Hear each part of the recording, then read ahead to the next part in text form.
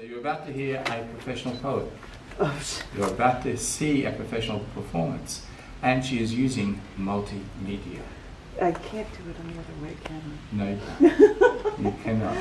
Come, show them how the future goes. Janet! Thank you, thank you. You're welcome. Welcome. It looks like thank you, thank you. I think this thing in the, it separates me. I'm gonna just slide them out of the way. You know, why not? I think they roll. Oh, look, space. I think they roll. And I don't think I need 3 microphones. Aw. I mean, I'm big-mouthed enough as it is, or something. Let's see if that'll work. Make sure that you don't fall over.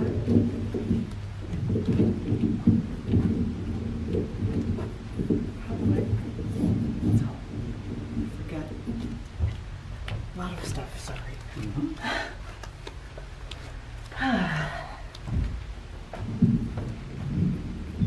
Was that too much front end, sorry? No, you're.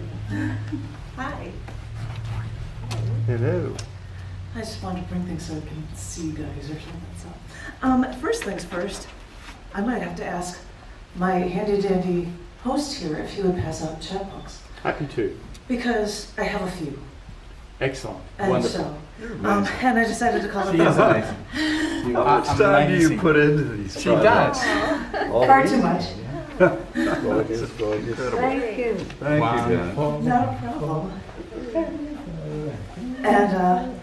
And yes, I did. I think I wrote something called Queen of Multimedia for a reason. So instead of having a projector, I just thought I'd have little things, a couple images here for you. And John's gonna give me some music as well. And I Is this thank you your for wedding? that. Yes, that's our photo from our wedding day. Yes. Oh. We're like, that just looks like a cake topper image. It does. But I decided to do 4 new pieces for the show that talk about how people see different kinds of love. And the first one would be about a love for a person, and it's called Mapping Up the Way to True Love. I want to hear the music coming before I start. I've always taken charge and led the way. But even on my own, I accomplished more than anyone. I was invincible. I was doing so well, I quit my job as an art director for the 2nd largest city in the States, kept renting my apartment in Chicago, and traveled around the country by car. Until I was stopped in a light, and one car slammed into me, and then another. Then I fought for my life. And that sounds very sad, and I'm telling you, it's true. But this is a part of my invincible life, because doctors from other floors from the hospital read my records and called me Miracle Girl because of my insanely speedy recovery. But this is the first time in my invincible life when I felt alone, because the only thing missing from my invincible life was true love. You know the kind, because in this hectic modern world, it's next to impossible to find a philosophical equal. So now, because I'm a journalist, forced to take a train because my car was totaled, I'd ask passengers questions. Tell me something about yourself.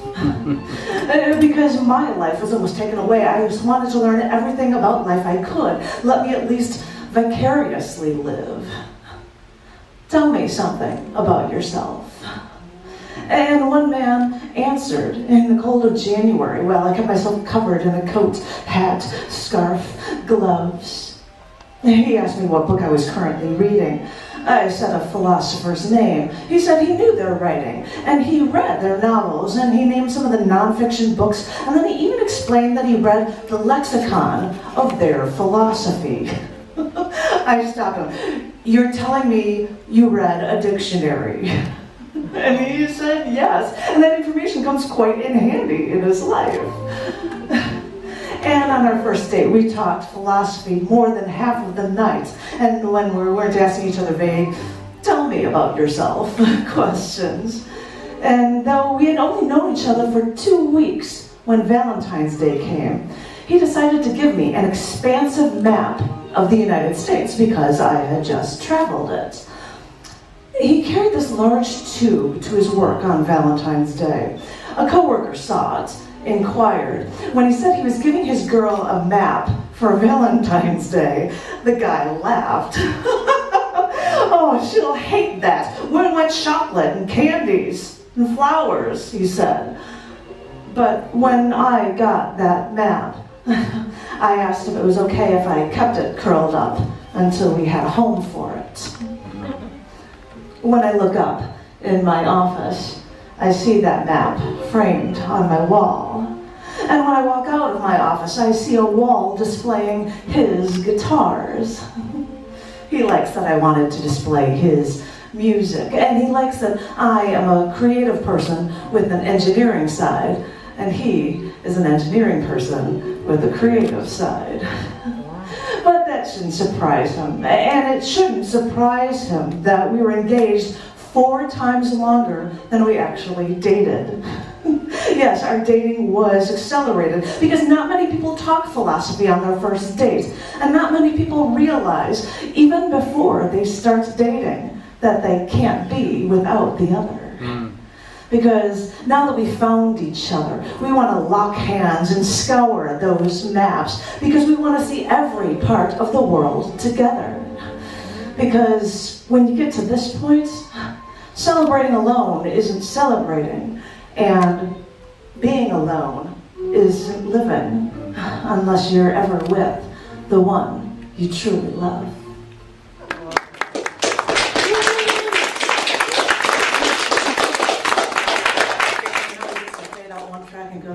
He's like, "Oh no, I've got to run around to get to that one." So I had to cover, love of a person for that first one. And then I figured I should be covering nature and the like. And so I should probably just have some sort of nature-y sounding background for that one, don't you think? Yeah. And then this one is called Years, Centuries, Eons. Scouring this land, searching for meaning, I've traversed the roads to see the innate beauty of how this earth came together. Discovering this rocky terrain, caressing smoothed lava beds, studying the variation of color in the rainforest bamboo stalks have touched my soul deeply. Years, centuries, eons have shifted the plates beneath us. When I left the plains near Chicago, I traversed the Appalachians, then skydove with the Grand Tetons. But waiting to visit the places some places until it wasn't tourist season was probably the smartest thing to do, because in that way nobody was nearby when I walked along the ridges and the plains and the buildings and the skyscrapers of the rock terrains of the Grand Canyon. I was screaming into the crevices to no one before I climbed into the orange depths of Bryce Canyon. The rocky range eternally had this vibrant sunset. Walked miles off near beaten paths to Arches National Park until I could see for miles that there was no one. I had only seen for all that time one bird. No people, no planes, just peace. And it took years, centuries, eons for nature to create these majestic, intoxicating, breathtaking places that seem like works of art. But really, this is just how the world works. This is how the wondrous this is all because of the wondrous things we now see today. You might think, no, it can't be that good, not touched by the hand of man. But you've got it all wrong. It is possible to utterly, deeply, completely fall in love with the world, wholly, with every fiber of your being. You can adore, idolize this creation if you just let nature take its toll. Yeah.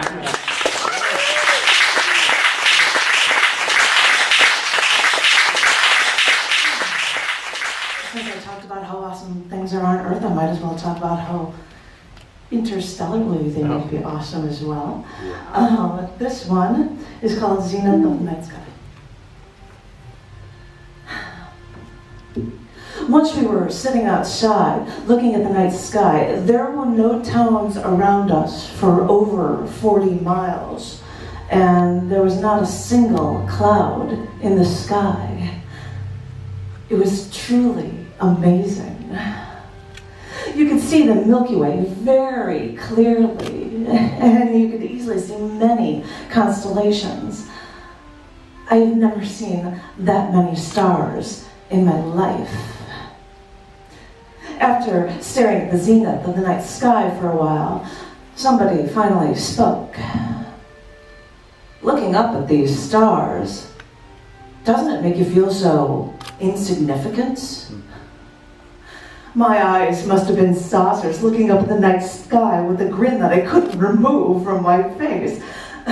Not at all. I could never think that. How could you not? He asked. And I told him that I can't think of myself as insignificant. If I did, I wouldn't be able to excel in life, and I'd have no reason to continue. Because the line, "Doesn't it make you feel so insignificant?" sounds like it should be followed with, "Doesn't it make you feel so worthless?" Yeah. And I cannot function that way. The night sky is so inherently beautiful. The night sky is so aesthetically pleasing. I look at these stars and I fall in love. I look at these stars and think that this is science. We can learn from this. And I love the constancy of the stars in the night sky. These were the same stars that I saw when I was a child in my lifelong love affair with astronomy. I love the understanding that we gain about our own world by studying planets and stars and galaxies. And I love the fact that I am on one of those planets and that I have this ability, this unique opportunity to be a part of this scientific love affair. But then it occurred to me, traveling around the Earth to see the sights is one thing, but what about up there? I mean, I know I can't afford a flight into outer space, so why not take a trek toward the Arctic Circle and see the Aurora Borealis? So we made our plans, stayed in a bed and breakfast in Fairbanks, Alaska. The window sills were 18 inches deep because of the needed insulation. Even sang a few sets at Ivory Jack's because the best time of night to see the Aurora Borealis was about 1:30 in the morning, long after our concerts ended. Yes, it was bitter cold, and yes, I was bundled up, but I really didn't care. I'd take pictures anyway, even though no photo could ever emulate the dancing solar wind in our magnetosphere colliding into our atmosphere. But with that collision, what a light show it makes. One man who lived for years in Alaska shared with me that he told his family he would leave here once he lost his love for the Aurora Borealis. I know exactly what he means.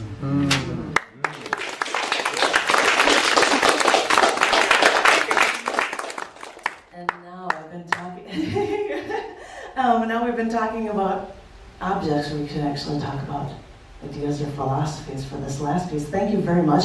And by the way, if anyone is interested, the first track you were hearing was Mozart. Well, the track you just heard was Francois Leroux, the Haman of South Africa, and he's also doing this next piece for it. This is a poem that is called Just One Book.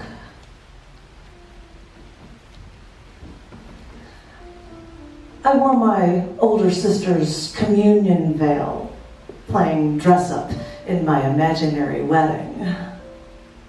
I read my sister's prayer book, wondering who can hand me my answers. But mangled in a maelstrom of religions, I was left lost, searching for salvation. After years ticked by, it was only then when my Judeo-Christian boyfriend gave me a book. It didn't quite fit in with his beliefs, but he told me to give it a read. And now, I remember reading books when I'd have to tell myself to read 50 pages a day just so that I could get through it. And then after reading any passage, I honestly couldn't tell you what I had just read.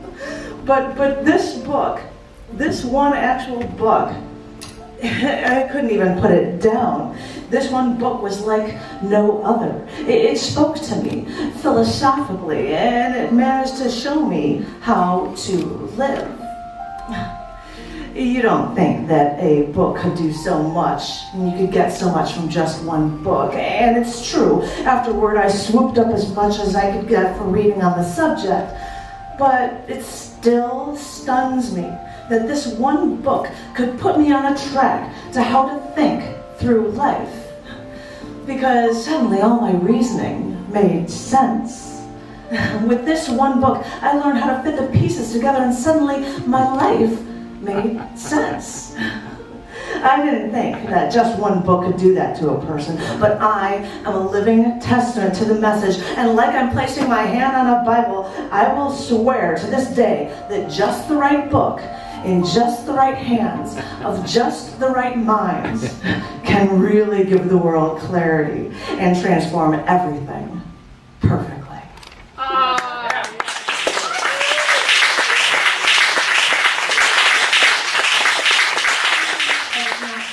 This is just a good looking book for this. Well Thank you done. very much.